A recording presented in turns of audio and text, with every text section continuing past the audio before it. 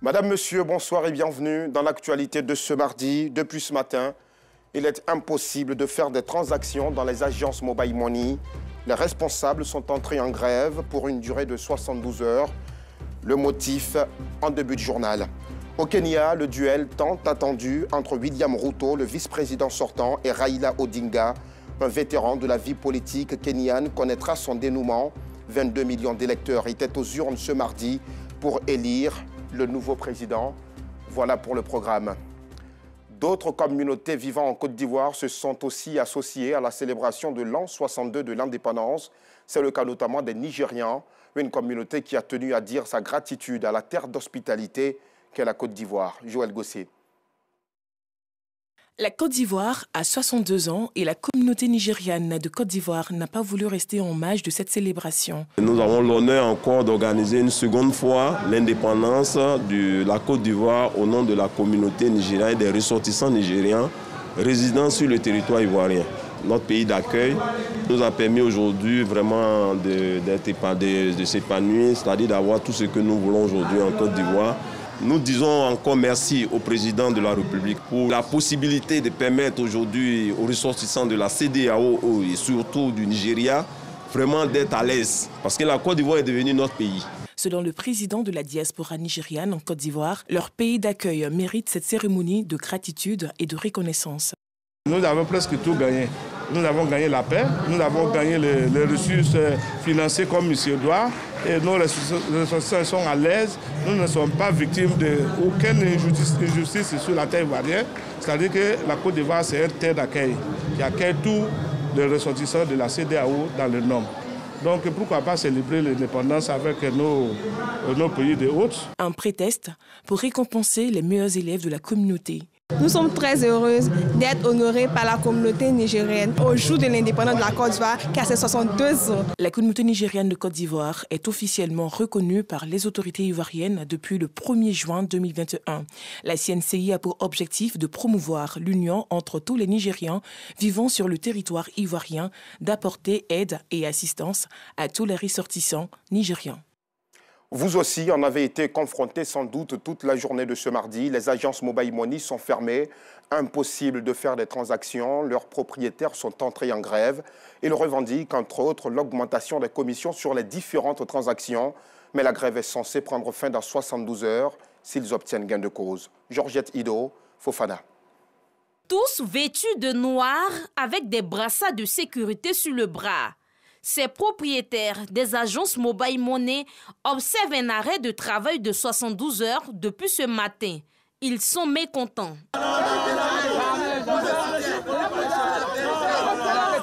Nous ne sommes pas les employés des opérateurs, mais nous sommes plutôt des partenaires à respecter. Nous ne comprenons pas.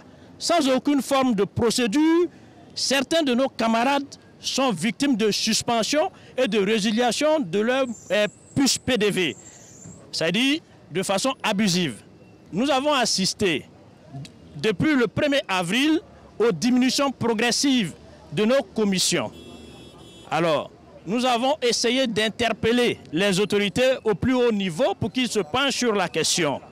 Mais 2 mois après, nous constatons que rien n'a été fait et il n'y a aucune amélioration. Réunis devant la mairie d'Adjamé, ils sont prêts à sillonner tous les points de vente du district d'Abidjan pour inviter leurs camarades à suivre le mot d'ordre de grève. Ils revendiquent des commissions sur les transactions et un statut juridique afin de réguler le secteur. On avait grévé un moment aussi. Ils avaient augmenté, ils avaient dit de prendre 100 francs avec les clients. On voit au Pnérien, les clients refusent de nous donner les 100 francs.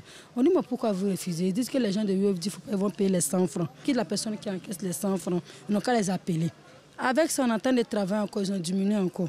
Donc c'est plus ce qu'on va faire. Donc on a commencé à gréver, on a arrêté de travailler. Nos vies sont en danger. On ne sait pas qui vient faire les dépôts, qui vient faire les retraits.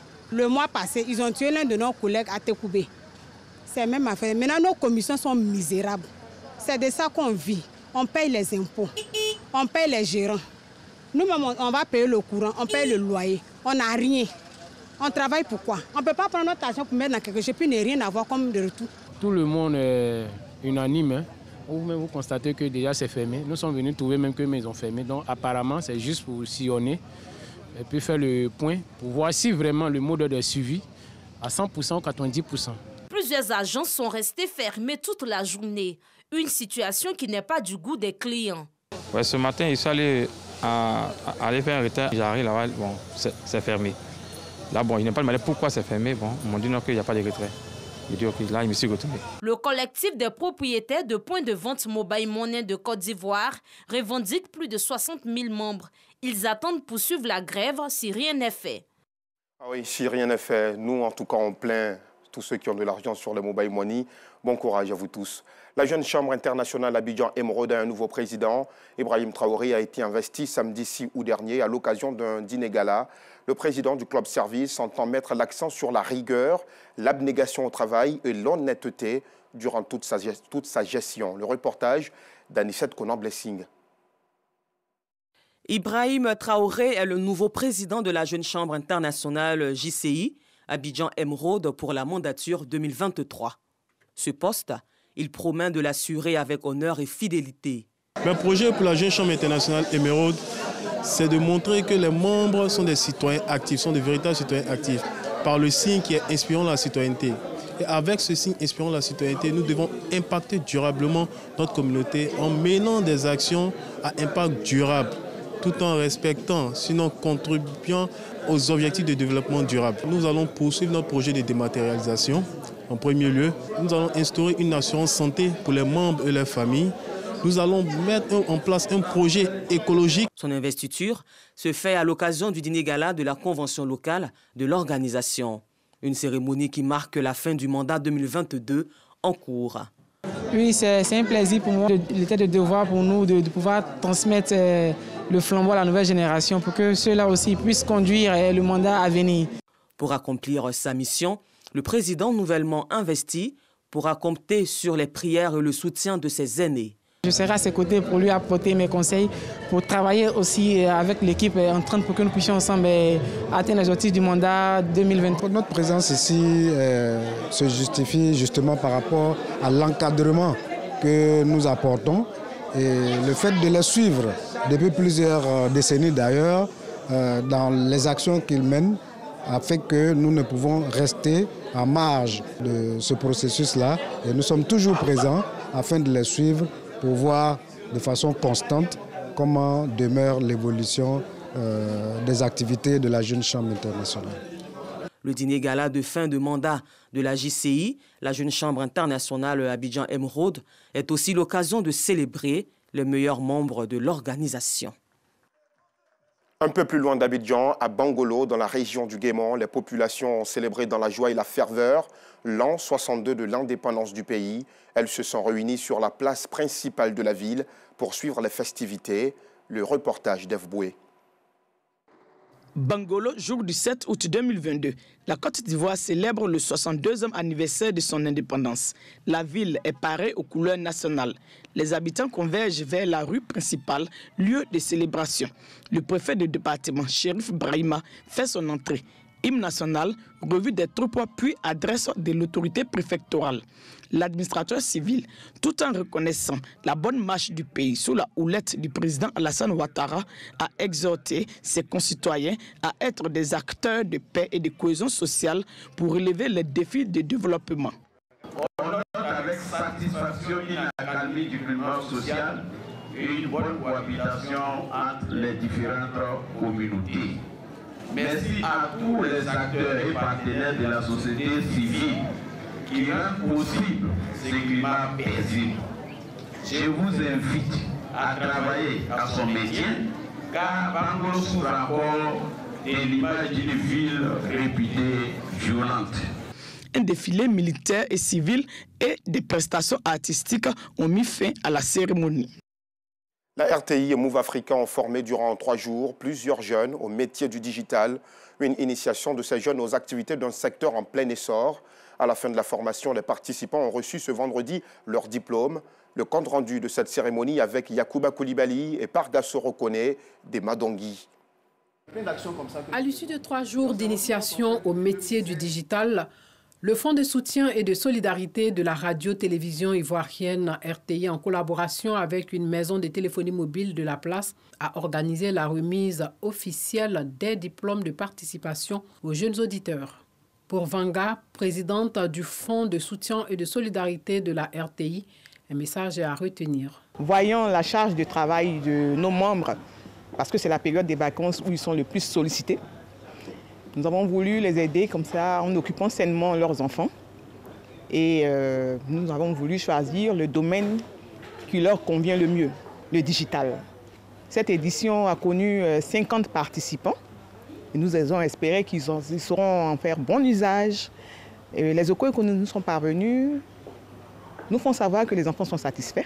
Hervé Kwasi, responsable de la communication de l'entreprise de téléphonie mobile partenaire de cette cérémonie de remise de diplôme, a invité les jeunes à s'approprier les atouts de la formation reçue afin de se distinguer de leurs camarades dans la vie socio-professionnelle. C'est avec plaisir que nous avons accompagné la RTI dans le cadre de ce projet-là avec les enfants des employés de la RTI pour les initier au métier du digital. C'est très important parce que cette opération Les Cyberlab est le volet social de notre générosité. Dès que la RTI nous a sollicité, c'est avec plaisir que nous avons accompagné. Et là, je suis très content de constater que les jeunes ont été motivés, impliqués. Et là, nous sommes venus représenter le directeur général pour leur remettre leur attestation et espérer que demain, ces jeunes-là reviennent vers nous pour nous dire, écoutez, monsieur, voilà, on a été formés par vous, voilà le projet qu'on a et c'est avec plaisir qu'on va les accompagner. Nous sommes très contents d'avoir eu cette formation. On ne s'attendait pas. En plus, pendant les vacances, nous avons appris plein de trucs. Il y a certaines choses qu'on connaissait déjà, mais il y a d'autres aussi qu'on ne connaissait pas. On vient d'apprendre. Quand je suis venu ici, j'ai appris la crypto-monnaie. Et puis, on m'a dit que ce diplôme, je pourrais le mettre sur mon CV plus tard. Je suis vraiment heureuse d'avoir reçu mon diplôme parce que ça va me servir quand je vais grandir. Et je ne sais pas comment exprimer ma joie. Je suis émue. J'ai appris beaucoup de choses, comment s'inscrire avec les réseaux sociaux, les blogs, tout et tout, comment gagner de l'argent.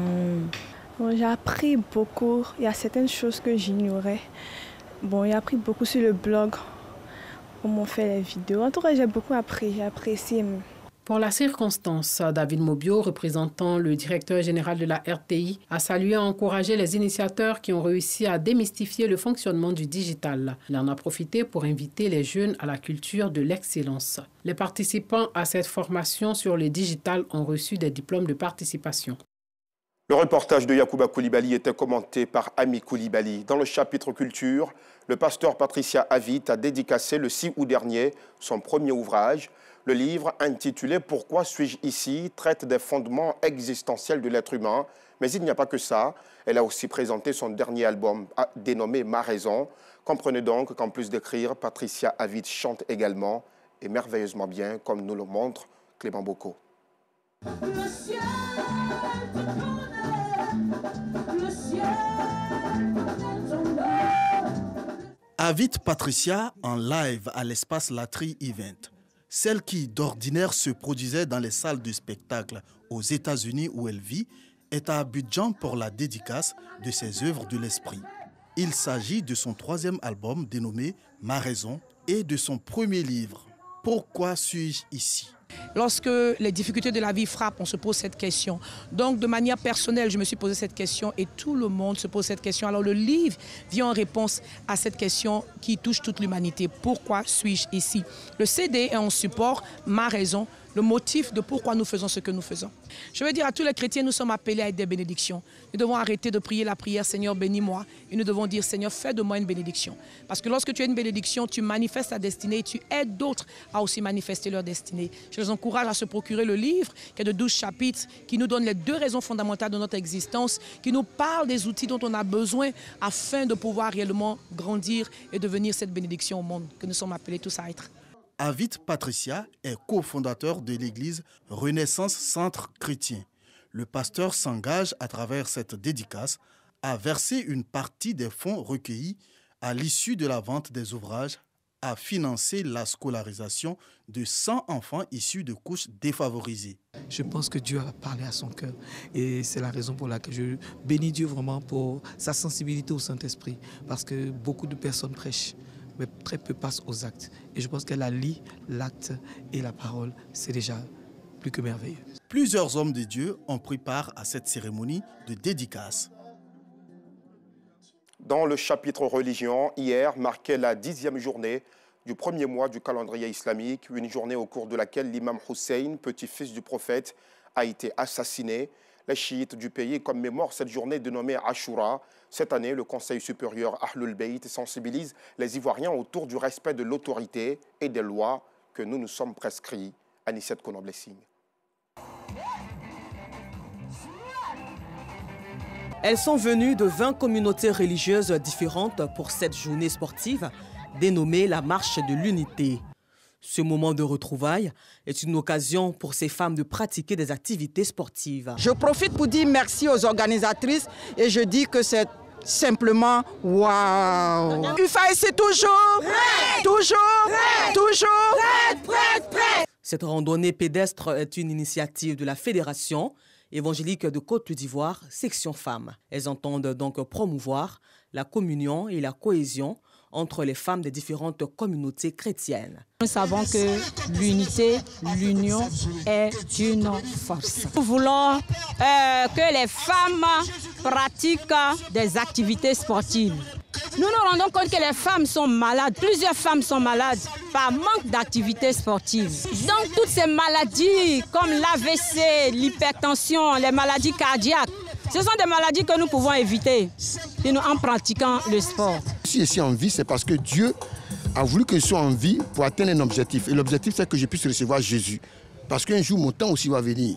Mais avant que mon temps n'arrive, c'est que Jésus-Christ doit entrer dans ma vie pour faire la paix avec Jésus. Des moments de fitness, de danse et de chant chrétien, des temps forts qui ont marqué la première édition de cette journée sportive. Vous venez plutôt de voir le reportage de la Marche de l'Unité, une activité organisée par la cellule féminine de l'église évangélique. Rendons-nous dans la région du Tongpi, précisément à Saint-Oué, village du département de Danané. C'est là que se tient l'édition 2022 du tournoi de la fraternité du canton Calais, initiative de la présidente de l'ONG KED. Ce tournoi entend ainsi promouvoir le vivre ensemble. Gervais Kouassi du bureau régional de RTI Mans. Et c'est reparti pour la 3e édition du tournoi de la fraternité doté du trophée Edwige Diti. Ce sont 20 équipes issues des villages du canton Calais dans le département de Danané qui prennent part à cette compétition qui a pour but de raffermir les liens de fraternité entre les différentes communautés vivant dans le canton Calais. J'ai visé sur le sport pour occuper mes jeunes de façon saine pendant les vacances scolaires. Je pense que le sport y rassemble. Le sport unit et nous avons un thème qui est la fraternité. Nous faisons nos actions autour de la fraternité. Tout le monde prend part à ce tournoi. Vous allez voir que parmi les joueurs, nous avons des Libériens. Tous les pays limitrophes aujourd'hui s'imprègnent et s'intéressent à ce tournoi parce qu'il renferme beaucoup de valeurs. Nous mettons chaque fois des choses pour bonifier le service que nous offrons à nos populations. C'est un tournoi totalement gratuit, pas de montant de participation, rien. Nous offrons les jeux de maillot, tout et tout. En levée des rideaux, c'est l'équipe de Cantayoulé qui était face à celle de Glanoué. Le match s'est soldé par un score de 0-0 malgré de belles occasions de part et d'autre. Les spectateurs, au nombre desquels 2 anciens internationaux ivoiriens, ont pris plaisir à suivre cette rencontre. La première mi-temps était très bonne. Moi, j'ai vu le numéro 10, jaune noir là, qui joue bien. Et puis le numéro 7, de l'autre côté, des blancs et rouges, qui n'est pas mal aussi, qui peut jouer le championnat national. Et nous sommes là pour la détection. Par la grâce de Dieu, je suis là. Je suis aujourd'hui entraîneur. Si vous ne me voyez pas, c'est parce que je voyage beaucoup. J'entraîne, pas en Côte d'Ivoire, je sors beaucoup. Maintenant, j'ai décidé de rester au pays. Ici, toujours dans le domaine du football, c'est membre de l'AFI. Et ici, dirigeant de club et dirigeant de centre de formation. Le niveau du village, je pense que c'est pas mal, mais il y a beaucoup de choses à améliorer. Il y a des joueurs que je vois, s'ils sont bien encadrés, peuvent faire carrière. La finale du tournoi de la fraternité du canton Calais est prévue pour le 10 septembre prochain. En attendant, les 20 équipes rivalisent d'ardeur pour s'adjuger le trophée Edwige Diti. Au Kenya, le duel tant attendu entre William Ruto, le vice-président sortant, et Raila Odinga, un vétéran de la vie politique kenyane, connaîtra son dénouement. 22 millions d'électeurs étaient aux urnes ce mardi pour élire le nouveau président. La campagne, rappelons-le, a été minée par des débats sur le coût de la vie, le chômage et la corruption. Nous vous le disions en titre, la dégradation des voiries dans les communes de Koumassi et Yopougon devient inquiétante. Dans ces communes, les nids de poules sont partout sur les voies. Le secteur du transport en subit les conséquences. Plusieurs machinistes se plaignent d'une perte de temps et d'argent. Anicette Konan-Blessing n'y est pas allée avec le dos de la cuillère. Elle sanctionne les populations et les autorités des deux communes. Exceptionnellement, nous vous proposerons ce carton rouge dans l'édition de demain.